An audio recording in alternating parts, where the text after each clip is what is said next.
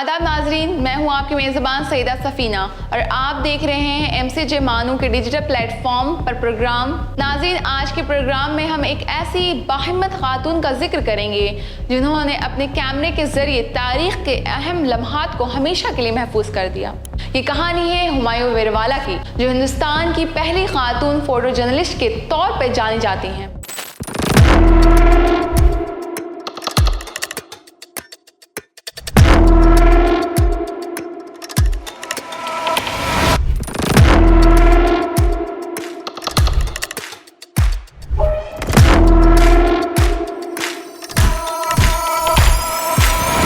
एक कैमरा, एक खातून और बेशुमार तारीख़ी लम्हे, ये है हुमायूं वीरवाला की दास्तान। हुमायूं वीरवाला की पैदाइश 9 दिसंबर 1913 ईस्वी को बरतानवी के दौर में मुंबई के शहर में हुई। वह एक पारसी ख़ानदान से ताल्लुक़ रखती थी। उनके वालिद एक थिएटर आर्टिस्ट थे, इसी वजह से उन्हें फ़न और तख्लीक से लगाव पैदा हो गया। उस ज़माने में ख़वातीन के लिए सहाफ़त या फ़ोटोग्राफ़ी जैसे पेशे में इख्तियार करना आसान नहीं था। ज़्यादातर ख़वातीन घर तक महदूद रहती थीं, लेकिन हुमायूं वीरवाला रवायती की दीवारें को अपनी राह में रुकावट नहीं बनने दिया और अपने शौक़ को अपना पेशा बनाने का फ़ैसला किया।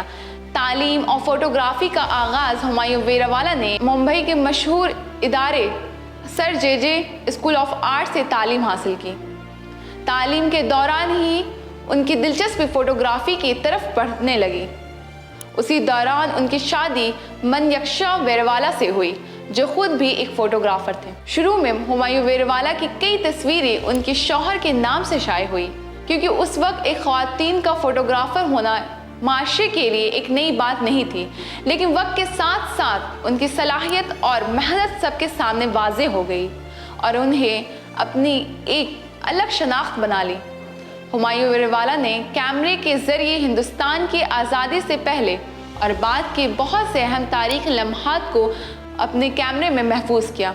उन्होंने कई अजीम रहनुमाओं की तस्वीर बनाई, जिनमें शामिल हैं महात्मा गांधी, पंडित जवाहरलाल नेहरू, सरदार वल्लभ भाई पटेल। लिहाजा जब हिंदुस्तान 1947 में आज़ाद हुआ तो आज़ादी की खुशी के वो तारीख़ी लम्हात भी उनके कैमरे में महफूज हुए।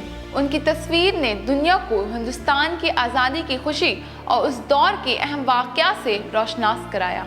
हुमायूं वीरवाला अक्सर अपने कैमरे के साथ साइकिल पर तकरीबात में पहुंचती थी और बड़े एतमाद के साथ अपना काम अंजाम देती थी, चाहे वहां मर्दों का कितना बड़ा भी हजूम क्यों ना हो।